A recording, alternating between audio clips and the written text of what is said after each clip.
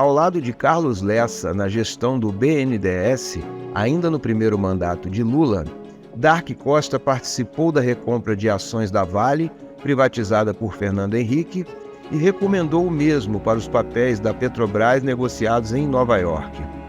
O conselho da dupla não foi ouvido e o embate interno com o Banco Central resultou na vitória dos rentistas. Nesta entrevista ao AEPET TV, Darcy avalia as remotas possibilidades de que o presidencialismo de coalizão possa recuperar a ideia do planejamento estatal, tendo a Petrobras e a Eletrobras como estratégicas na oferta de energia a custos competitivos. Sem energia não há indústria, que é o motor do desenvolvimento, resume Darcy, que hoje comanda o Instituto Brasilidade.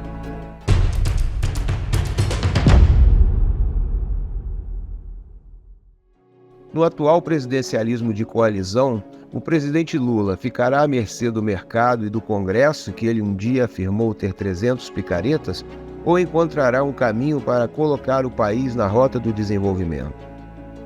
O Lula, ele tem uma visão social-democrática. Ele aceitar as injunções do mercado, ele fica submetido a um Congresso que é dominado pelo mercado.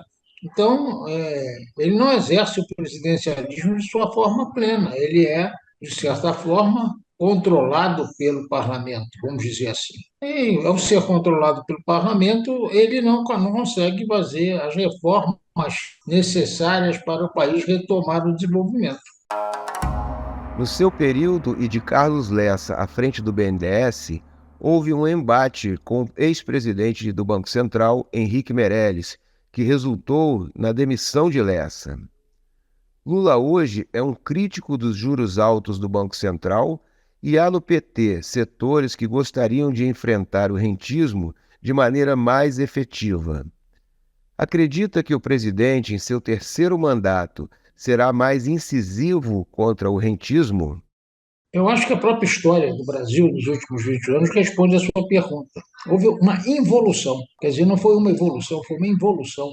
Quando nós chegamos no governo, eu e o professor Carlos Lessa, a nossa mentalidade era no sentido de retomar o processo histórico do desenvolvimentismo que o Brasil teve entre 1930 e 1980. E nos deparamos com uma barreira objetiva que era traçada pelo triângulo Palocci, Furlan e Meirelles.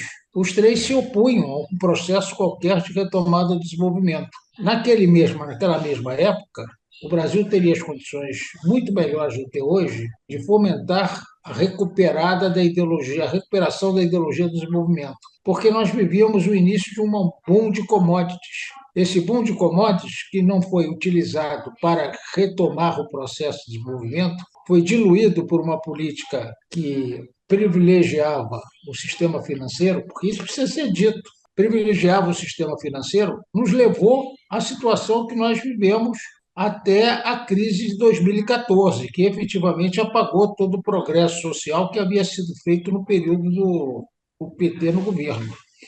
Isso feito em paralelo a uma política de desmanche dos interesses nacionais. O Petrobras é um exemplo claro disso. Esse desmanche que começa no governo Fernando Henrique prossegue no governo Lula. O governo Lula não reverteu os processos de privatização que haviam sido construídos no início do governo Fernando Henrique por pressão do consenso, chamado consenso, que nada mais era do que a reestruturação da dívida externa do Brasil. E isso levou à situação que nós vivemos hoje. Nós vivemos hoje uma situação muito mais complicada do que se tinha em 2003, no início do governo Lula. Isso talvez explique o porquê o governo Lula ter que ceder tanto às injunções do chamado Congresso. Isso talvez explique isso. Em sua gestão, o BNDES adquiriu ações da Vale e recomendou a recompra de ações da Petrobras na Bolsa de Nova York. Por que o conselho não foi ouvido? Outro dia eu até comentei sobre esse assunto. Fui convidado para falar sobre o assunto Petrobras pelo Marconi, Nelson Marconi, e eu, na minha exposição, me lembrei de um fato que aconteceu logo no início da minha gestão no BNDES, logo no início do primeiro governo Lula, que foi o fato de que pessoal da Petrobras havia identificado a colocação dos ADRs, que havia sido feito pelo Francisco Gro, a mando do Fernando Henrique, o primeiro processo de desnacionalização da Petrobras, conduzido pelo governo Fernando Henrique, e verificou a possibilidade de nós recuperarmos aquelas ações que haviam sido vendidas na Bolsa de Nova York. Eu não conhecia o Hildo foi lá no BNDES me procurar, perguntando se nós não tínhamos interesse em comprar essas ações, porque elas estavam disponíveis no mercado. E o valor das ações era um valor razoavelmente acessível. Nós tínhamos condição de fazer isso. Estudamos isso, o Lessa levou esse assunto e me disse depois que esse assunto não podia progredir porque havia uma objeção clara do Furlan, da própria Dilma, que era ministra de Minas e Energia, e do Palocci, dizendo que uma ação desse tipo contrariava o mercado. E contrariando o mercado não podia ter sido feito. Hoje, passados esses 20 anos, eu vejo o prejuízo que foi essa decisão do governo Lula, do início do governo Lula, porque levou a todo o problema que cercou a Petrobras, principalmente no exterior, problema que teve a Petrobras por causa dos processos de corrupção dos partidos políticos dentro da Petrobras, levou a que a Petrobras ficasse, de certa forma, sem condição de enfrentar o lobby externo, porque o lobby externo era feito interna e externamente, e levou que a toda a problemática que foi gerada a partir de 2014 para cima dessa empresa, que é, na verdade, me parece ser uma das empresas fundamentais do Brasil. O que acha de unir Petrobras e Eletrobras numa só estatal de energia, como defende o economista Luiz Gonzaga Beluso?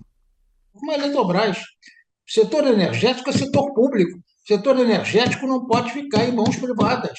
O risco de deixar setor energético em mãos privadas, qualquer país do mundo sabe. Só aqui que não se sabe disso. Parece que não se sabe. E mais do que isso, entrega-se isso a capital estrangeiro. Setor estratégico entregue a capital estrangeiro. Eu me lembro, quando eu estava na Escola Superior de Guerra, logo assumi o Centro de Estudos Estratégicos, me encaminharam a tese do Putin.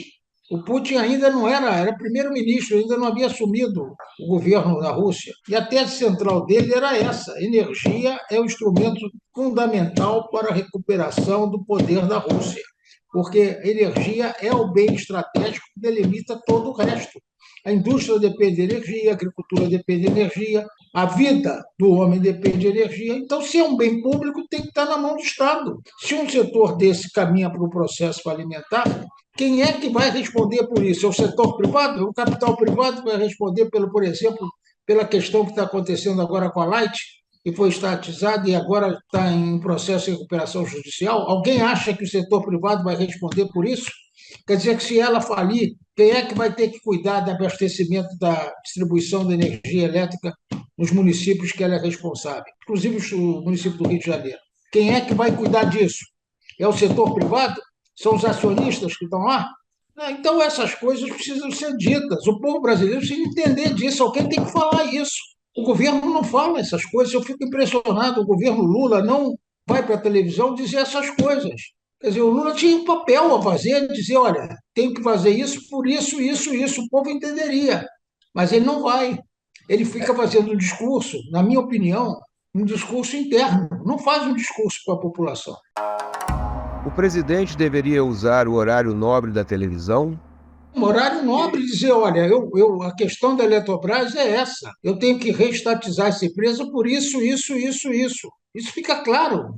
Se acontecer uma coisa com a Eletrobras do tipo que ela tem um apagão, uma situação qualquer de crise, quem tem que responder por isso não vai ser o acionista privado, não vai ser o que eles chamam corporação. O que a corporação é? Quem é a corporação? São milhares de acionistas, a metade estrangeiro, vai responder por isso? Vai responder sobre o abastecimento da população do Rio de Janeiro em energia? Parece brincadeira, né? É brincadeira. Setor estratégico não pode ser privatizado. Eu não sou contra a privatização de setores que não são estratégicos, acho que até cabe. Agora, setor estratégico tem que estar na mão do Estado, porque o Estado é que vai responder ao público, porque assim como o público responde quando elege os governantes desse Estado. É uma relação bionívoca. Mas o que nós estamos assistindo nesse país é a inversão dos valores. Quer dizer, o que é bem estratégico passa a ser bem superficial, periférico, comum. A energia passa a ser um bem comum que pode ser entregue a meia dúzia de pessoas, distribuidores, geradores, etc. Então, olha, eu vou dizer um negócio para você. Mas agora está acontecendo o inverso no mundo, parece que isso vai mudar. Porque hoje eu estava lendo que os britânicos resolveram estatizar o serviço ferroviário, que tinha sido privatizado. Na França, o serviço de saneamento, Paris, que era entregue ao setor privado, voltou a ser estatal. E outra coisa que eu também preciso falar, aproveitando o ensejo aqui, é dizer o seguinte: que negócio é esse de parceria público-privada? Que negócio é esse de parceria público-privada? Quer dizer que o público entra com custo e o privado entra com lucro. Isso é que é a parceria público-privada que eles inventaram. Inventaram agora esse negócio, a parceria privada no setor social. Vamos fazer parceria privada na escola. Ora, que coisa absurda é essa? Que negócio é esse? Quer dizer que o mercado tem tanta força nesse país que vende um discurso completamente apoplético, porque é apoplético isso, é um paradoxo. E todo mundo engole, e os jornais todos divulgam essa bobagem. É um negócio impressionante. Pô. Parece que nós estamos vivendo naquele mundo da Alice. Né? É um negócio ficcional. A apropriação da dívida pública pelos rentistas está chegando ao limite. Lula tem falado em desindustrialização, assunto que também não tocava. Acredita que a maturidade o fará ser mais ousado se não encontrar apoio no Congresso? O Lula fala tudo certo. Tudo que o Lula fala, eu apoio. Está bem colocado. A questão dos juros é um aborto, é um absurdo que o Brasil pratique os juros que pratica. Agora, uma coisa é o discurso, outra coisa é a ação. A própria lei que estabelece a tal independência do Banco Central, que não é independência, no fundo é uma autonomia, a própria lei estabelece que se durante 2 anos você não cumpre as metas inflacionárias, o governo vai ao Conselho Monetário Nacional, propõe uma intervenção, que ele tem maioria no Conselho, e retira toda a diretoria. Em vez de fazer discurso, haja, faça. A mesma coisa da Eletrobras. A Eletrobras, não, porque foi feita uma privatização, uma coisa absurda, onde o detentor de 43% das ações não tem direito ao voto equivalente. E se quiser comprar as ações, vai pagar 3 vezes. Que coisa absurda é essa? E por que não faz intervenção? Faz uma intervenção, o Estado tem o poder de intervir nos setores estratégicos, fica no discurso. Né? A questão do Banco Central fica no discurso, a questão da Eletrobras fica no discurso, a questão da Petrobras fica no discurso, também está no discurso a questão da Petrobras. O que eu realmente acho é que tem que sair do discurso para a ação. Porque se ficar no discurso, vai se desmoralizando. Daqui a pouco, na ação que fizer, não tem moral para fazê-lo. Agora, se quiser fazer, acha que não tem força suficiente, vai para a televisão, levanta o público, demonstra por que é preciso fazer isso. Qualquer pessoa razoavelmente inteligente vai apoiá-lo. A questão da Petrobras, por exemplo, não é possível a Petrobras ter parcela do seu capital em mãos estrangeiras. Isso é um absurdo. Pergunta se a Gazprom tem ações na mão dos alemães ou na mão. Se tivesse ações na mão dos alemães, não podia vender o gás ao preço que vende, nem podia cobrar que se pagasse em rublo. Então, essas coisas têm que ser ditas, alguém tem que assumir. Isso aqui não é colônia, ou eu estou enganado? Isso ainda é um país soberano? Me parece que é, né? Então, se é um país soberano, tem que exercer a sua soberania. Qual é o requisito da soberania? Que o povo participe nas decisões do governo. Agora fica aquele pessoal encastelado em Brasília dizendo que faz. Uma coisa que sempre me causou uma certa espécie é essa figura da democracia representativa. Isso foi uma figura criada por Montesquieu para garantir à aristocracia o poder de participar no processo de decisão do povo. Criou o judiciário com esse objetivo, o legislativo também seguia esse princípio. Agora, a democracia real é a democracia russoniana. Cada vontade da maioria tem que se impor sobre a minoria. Coisa que essa esquerda precisa entender também, hein? Porque essa esquerda não entende disso. Porque defender direito de minoria não vai dar nunca poder nenhum para se resolver processo algum. Se está-se numa democracia, tem que se entender que a maioria é que determina o processo. Acredita que o chamado arcabouço fiscal vai oferecer as condições para uma retomada do planejamento no governo de Lula? Qual é o projeto do Lula? Ontem eu vi a entrevista do Mercadante. Eu queria saber, mas Mercadante, qual é o projeto que vocês têm para a recuperação do setor industrial? Vocês estão preocupados em segmentos da indústria energética, por exemplo, o setor de petróleo e gás e das indústrias vinculadas ao setor de renováveis, solar, eólica? Vocês têm algum projeto para isso? Vocês têm meta para isso? Vocês planejaram para isso? As coisas precisam ser ditas, precisam se planejar. Voltar a recuperar a ideia do planejamento, vamos mexer na indústria da saúde. Muito bem. Quais são as metas? O que é que se quer fazer com Farmanguinhos? O que é que se vai fazer com o Butantan? Qual é o projeto que se tem para isso? Qual é a especialização que se vai fazer em cada um? Em termos de doenças tropicais na Amazônia, o que se vai fazer de projeto de pesquisa nisso? Quer dizer, tem que ter projeto. Quando o Juscelino entrou, tinha um plano de metas, estava lá. Quando o Geisel entrou, estava o segundo PND. Agora eu pergunto qual é o projeto desse governo? O outro lá tinha lá um arrebeto de projeto, lá eu li o livro dele e tal, pelo menos tinha muito mais do que os outros.